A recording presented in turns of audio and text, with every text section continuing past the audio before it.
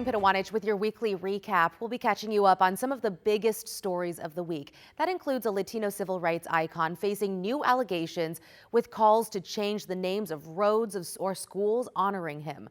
Plus, why some people are pushing back against a plan to move a bottle redemption center to Southeast Portland. And details on how government employees apparently used artificial intelligence to cut federal grants, some of them for organizations in Oregon. But we begin with a big national story with local ties. This week, a now former Trump administration official, Joe Kent, resigned from his post, criticizing the war in Iran. And now we're hearing the FBI is reportedly investigating whether the Northwest native improperly shared classified information. We don't have many details at this point, but a source told the Associated Press that Kent was being investigated before his resignation on Tuesday.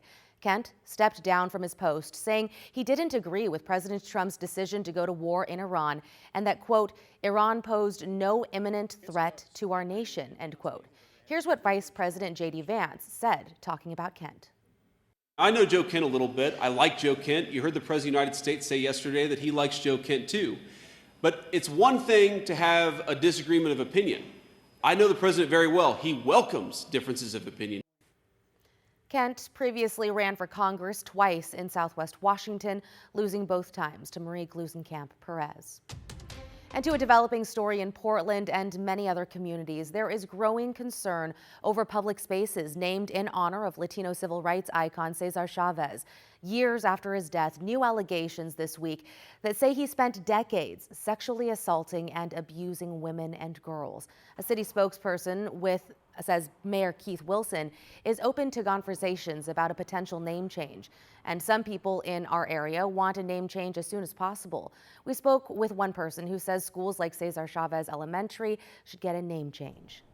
You're kind of like, wow, how did this take so long? But then look at everything else that's taken so long, the Me Too movement and everything else. And when this stuff gets out, it's good that it gets out and it is corrected, like in a city like Portland. Per Portland City Code, one of the first steps would require a petition with 2,500 signatures. Portland Public Schools said on Thursday that it's processing the recent news, noting that any school renaming would include community engagement and a board vote. A plan to bring a bottle redemption center to Southeast Portland is facing pushback. Neighbors and business owners want the project paused, warning about safety and crime. But as Blair Best reports, the group behind it says it's full speed ahead.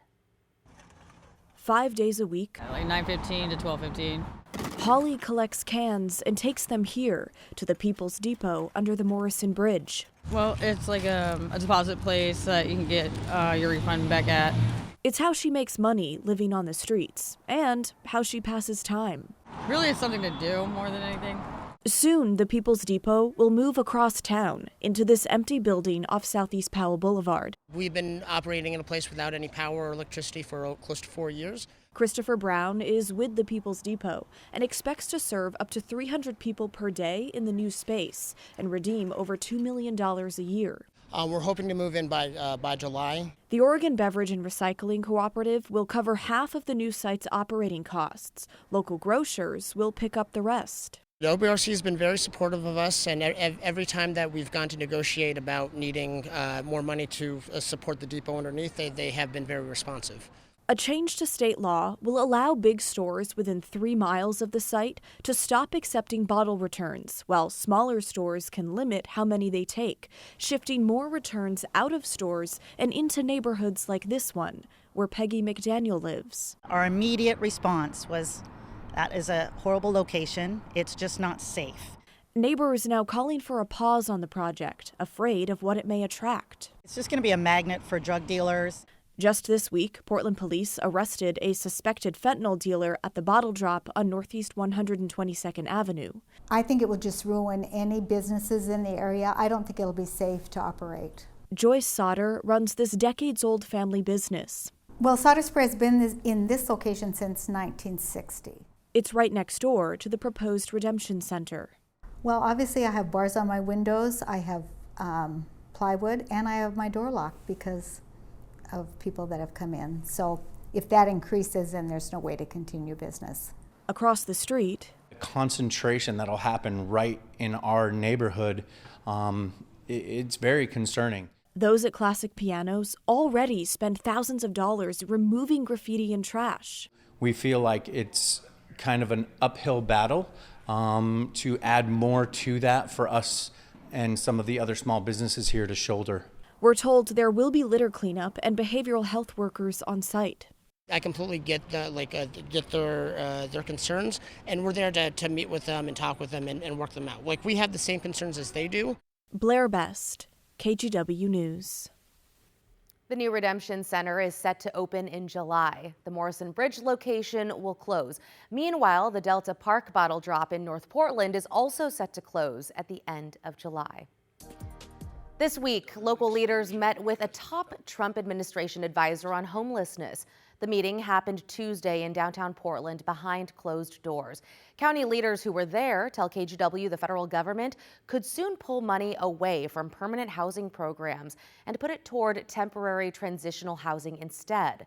Right now, about 1,200 people in Multnomah County are in permanent housing, thanks to federal money. For the Trump administration to just, as best we can tell, is largely turning its back on something that people need. Look how it's helped me. And if I hadn't had this place, I know I wouldn't be alive today. 20 states sued the federal government over this proposed funding change. The lawsuit is working its way through the courts. The federal government is expected to release a new plan for housing money in June. KGW reached out to the Trump administration about this, and we have not yet heard back. The fire at Elephant's Deli last week is raising broader questions about the environment that many small businesses say they're operating in. A 56-year-old homeless woman admitted to accidentally setting Elephant's Deli's garage garbage area on fire and says she was using a torch as a light looking for food in a trash can. Elephant's Deli's CEO is calling for city action, writing in part, quote, "Small businesses cannot succeed in an environment where insecurity, uncertainty, and anxiety become part of everyday life. The tools currently offered to small businesses are woefully insufficient," end quote. Business owners and property managers across the city said this week similar incidents have happened to them. In late October, this security cam video shows a North Portland building's trash area catching fire. The property manager there tells us homeless people cut the locks so they could use the space to keep warm. Here's Portland City Councilor Dan Ryan. In terms of what we can do for Elephant's Deli, of course, we've passed numerous legislation to have repair grants for such incidents. But really what they want is quicker response times. And we're only going to get that done when we put more support into the public safety system. Investigators estimate the Elephant's Deli fire did about $2.5 million in damage. Despite that, the CEO tells us he plans to rebuild. A federal lawsuit is revealing how the Trump administration used AI to cut thousands of grants. Court documents show 2 Department of Government Efficiency, or DOGE, employees said they used ChatGPT to determine if grants, including some in Oregon, were related to DEI. Evan Watson spoke with grant recipients who missed out. At the University of Oregon, English professor Maddie Burkert specializes in theater history. She created the London Stage Database, uploading 52,000 nights of theater records from a 140-year period to a free online portal, a brilliant new resource for scholars, genealogists, historians, and data journalists. The National Endowment for the Humanities gave her a grant to expand it. Last spring, she lost that funding, based in part on a quick ChatGPT review. And of course, I find it incredibly concerning because these were grants that were awarded incredibly competitively on the basis of extensive expert peer review. The depositions of staffers who worked for Elon Musk's Department of Government Efficiency, part of a federal lawsuit seeking to restore funding, reveal how DOGE cut more than 1,000 grants in a matter of days. I think it was more important to reduce the federal deficit from $2 trillion to close to zero. Did you reduce the federal deficit? No, we didn't. The workers asked ChatGPT if any existing grant projects related to diversity, equity, or inclusion. They didn't define DEI and asked for responses limited to 120 characters. I actually asked Claude yesterday, the chatbot Claude, whether I could ask it to help me make some decisions about whether to terminate some federal grants. And the answer I got was, no, you really should not. That is not an appropriate use case for a large language model because of context and expertise and regulations. DOGE ended up cutting roughly 97% of appropriated humanities grants, also targeting projects green-lighted during the Biden administration. You'd say a ChatGPT review, a quick, massive purge of thousands of grants, that's not an effective way of cutting appropriate funds. I do not believe so, no. One DOGE staffer repeatedly struggled to define DEI in his deposition, referring to President Trump's executive order, which also didn't define DEI. Do you have an understanding as you sit here today of what DEI means? Yeah. Okay, so what's your understanding of what it means? Well, it is exactly what was written in the EO. The High Desert Museum in Bend lost $750,000 in funding for 5 grants, including ones focused on the plateau's indigenous people and the changing climate's impact on the region. We're not going to feel that right now. We're going to feel it a couple decades from now. What we lose are the stories of our humanity in that documentation, the nuance of what it means to be an Oregonian. The University of Oregon provided bridge funding to help Burkert continue her research, and she reduced the scope of her project with the loss of that federal grant. These grants far over-deliver in terms of the value that they offer to our shared public and civic life. Evan Watson, KGW News.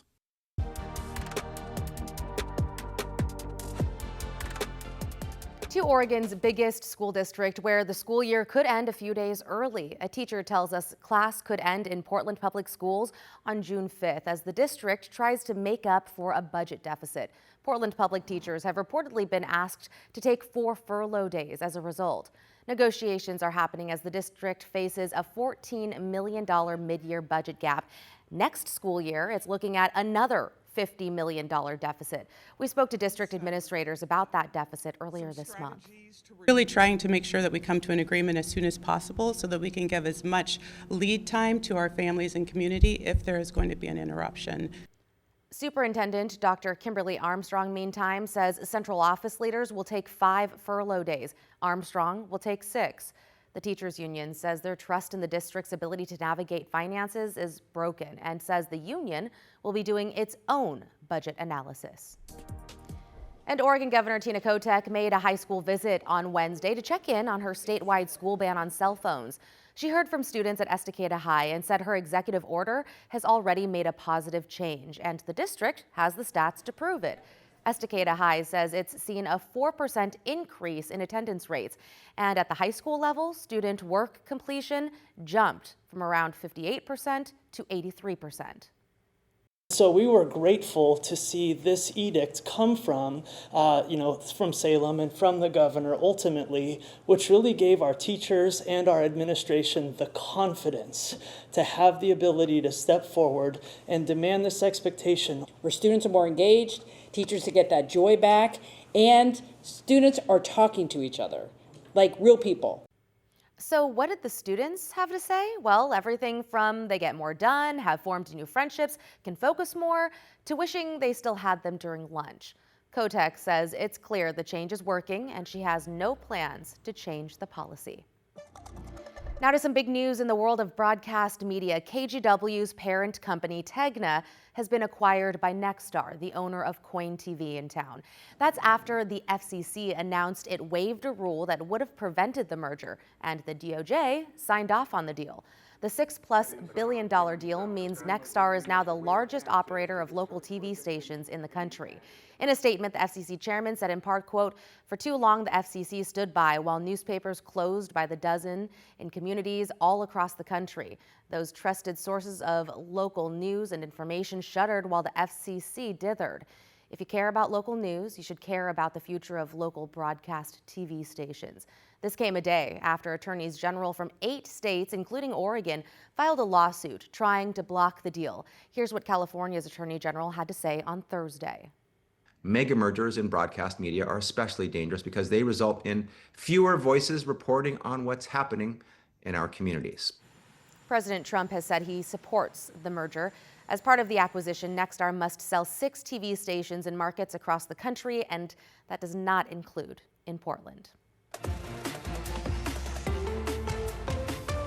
Moda Center was bustling with March Madness fans this week, ready to watch their favorite teams, hoping they advance to the next round. Our Devin Haskins went out there Thursday as games got underway. Lots of excitement here at the Moda Center as fans pour in to watch their favorite teams for the NCAA tournament round 1 games. We've already seen some heartache with High Point beating Wisconsin, but before all of that, fans excited just for a day of basketball. The NCAA basketball tournament is here. This was outside the Bidwell as Arkansas was getting ready to leave for the Moda Center, which you can see from above is full of fans ready for some basketball. Yeah, it's awesome. You know, get to miss school, so that's great. And watch a tough player of the year. We're so excited to be here, you know, from being Gonzaga. Oh, energy's through the roof. 8 teams, 6 games, 2 days of tournament play. Let's go Badgers! Woo! Fans of every team hoping it's their day. I love it when Wisconsin comes out this way. Yeah. We caught up with Robert Jacobson before his team was upset by High Point. Never heard of them before, but I'm sure they're going to give us a battle. And the afternoon bracket brought in BYU fans Amanda and Kim Lyon. Sisters? Thank you. Yeah, thank you. Oh, you're good. Mother-daughter. The tournament was a Christmas present from daughter to mother. It's one of those things where being able to share an experience like this in your hometown just means a lot, and it's great to be able to share this memory together. A memory in the making, and an exciting one for them too. We were thrilled. This is going to sound really cheesy, but as soon as we found out that BYU made it in, we started singing the fight song to each other on the phone because we were so pumped that they were coming. They are among the many fans descending on Portland and the Rose Quarter. We came from Spokane last night. It was a late drive, but it'll be worth it. I can help people right here. Have a good one. It's estimated more than 20,000 fans will fill the Moda Center, spending close to $2 million just to eat, sleep, and dine here. We're just excited, all the students at Gonzaga. We love Graham EK, we love our Bulldogs. We support. Hey, go Bulldogs! We're just excited to see some really great basketball games. Go Bulldogs. After today, there's 2 more games on Saturday. And as for future tournaments, there's already the women's regional coming in 2028 and the final 4 women's games coming in 2030. I'm Devin Haskins, KGW News. A lot more fun ahead. Okay, to a big step forward now for a long-awaited project in North Portland. This week, the city revealed the final design for a new aquatic center that's meant to serve tens of thousands of people in the community. The center has been in the works since the winter of 2022. The plans feature a year-round indoor facility at Northgate Park with 2 pools, one for recreation, the other competition. It'll also have a slide, lazy river, and even a hot tub spa. This center will serve approximately projecting about 70,000 people across North Portland. And that includes about a quarter of those are Black people, Indigenous people, people of color, and then about 14% are people living with low income below the poverty line. So I'd say a lot of excitement. People are asking, can we get it done sooner? We want to use this pool. They say it'll be open year-round. It'll cost just over $91 million to build. That includes $15 million from state lottery funds. Groundbreaking is expected in the fall of 2027, with construction expected to take about 2 years. Now, here's a look at your weather. I'm meteorologist Rod Hill. We're talking about the first weekend of spring, and for the most part, the headline is instead of being 60s and 70s in record territory, we're looking at 50s to about 60 Saturday and Sunday for highs, which is pretty much back to normal from where we were. The weekend weather looks great. It's going to be completely dry with sunshine. I want to take some time and touch on something you may have seen in your social feeds, or we published an article on Thursday on KGW.com about the fact that La Nina is almost completely over. It's going to be wrapping up any day now, literally. We have to wait for the averages to come in and be verified from NOAA. NOAA is projecting that we'll be in El Nino as early as August. And then the question is, what does this mean for Portland? Again, when we talk about the INSO cycles, La Nina, cooler ocean temperatures, El Nino, warmer temperatures. And we're talking about the equatorial waters, which is right here where you see the dash red, down off the coast of South America, which is right here. So What does this mean? Well, let's go back and check out the last time Portland was in a El Nino winter, and that was actually 2 winters ago, back in 2023 and 2024. That was the year that for the first time in quite a while, we correctly projected that there would basically be no snow at government camp going into Christmas week. So it was a slow start to the season, but unlike this year, which also has been a slow starting season, we made it up. So going into the spring months of 2024, the Mount Hood snowpack actually ended at 83% of normal. Wish I could tell you we're going to do that this year, but we're not. Winter rain was heavy that winter season overall. January picked up 9.43 inches. The water year was 3 inches of a surplus. So one thing I wanted to point out was you put up these headlines, and then I think people that author some of these articles want you to think, oh, El Nino means this. Well, not so fast. Because remember, La Nina is supposed to be, by average, a good snowpack. Didn't happen this year. By average, La Nina is supposed to be a fairly normal to cool winter. Didn't happen this year. Remember, December was the warmest we'd ever seen. So it's way, way, way, way, way too early to, number one, even verify that we're going to have an El Nino winter next year, and number two, to make any speculative conclusions of what that may be. So just hang on. Here's a look at the weekend. Again, this was on Friday. That was the rain and band of cloudiness that came through. Weather models were projecting about 1/10 to an inch of rain ending by Saturday morning. Again, that's all through us. And here are your weekend temperatures. 57 Saturday, 59 on Sunday. Completely dry and at least partly to mostly sunny. Monday still looks dry at this point. Tuesday, Wednesday, Thursday, we have rain chances picking up. I'm meteorologist Rod Hill. This forecast was recorded for you on Friday morning. And that's a wrap on your weekly recap. Thanks for joining us. I'm Christine Pitawanich. You can catch up on the latest headlines anytime at KGW.com, your KGW app, or our YouTube channel.